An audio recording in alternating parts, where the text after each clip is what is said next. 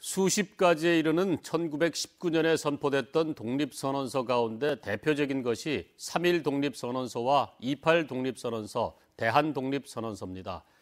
독립을 쟁취하고자 하는 의지는 모두 같았지만 그 방법은 조금씩 달랐고 참여자들도 다양했습니다. 이호영 기자의 취재입니다. 5등은 자의 조선의 독립구임과 조선인의 자주민임을 선언하노라. 이렇게 시작하는 3.1 독립선언서는 김인년인 1919년 3월 1일 민족대표 33인이 서울 태화관에서 낭독하고 대한독립만세를 외쳤습니다. 이어서 탑골공원에서도 독립선언서가 낭독되면서 전국적으로 만세운동이 불길처럼 일어났습니다. 3.1 만세운동 이전인 1919년 2월 8일 발표된 2.8 독립선언서는 국내가 아닌 일본에서 당시 유학생들이 주도한 것으로 3.1 만세운동을 촉발시킨 선구적인 운동으로서 의미가 큽니다.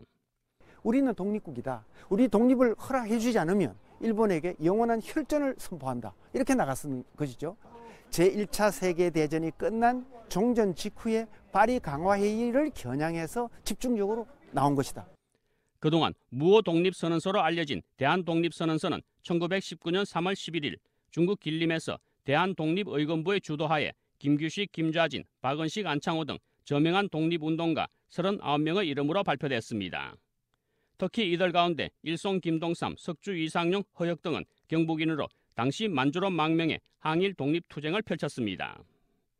이들은 대한독립선언서를 통해 2천만 형제 자매들이 육탄 혈전의 독립전쟁을 해서라도 독립을 완성하기를 촉구했고 한국의 독립을 단순히 한 나라만이 아닌 전 세계 인류의 문제라고 강조했습니다.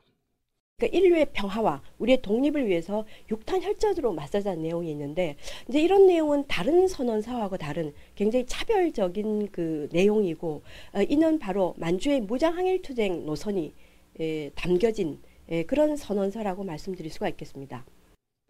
각 독립선언서의 주체와 내용은 조금씩 달라도 조선의 독립과 일본의 잘못을 바로잡아야 한다는 것은 한결같았습니다. 2.8 독립선언서에는 일본이 군국주의적인 지배를 계속한다면 조선민족은 독립을 위해 투쟁을 벌일 수밖에 없다고 역설했고 3.1 독립선언서도 인류 양심에 입각하여 당시 우리 민족의 강력한 독립의지를 세계 만방에 천명했습니다. 1919년에 선포된 독립선언서는 이밖에 독립선언 포고문, 조선 독립선언서 등 수십 가지에 이릅니다. 당시 본물처럼 쏟아졌던 각계각층의 독립선언은 대한 독립을 쟁취하고자 했던 우리 민중의 참된 소망이었습니다. MBC 뉴스 이호영입니다.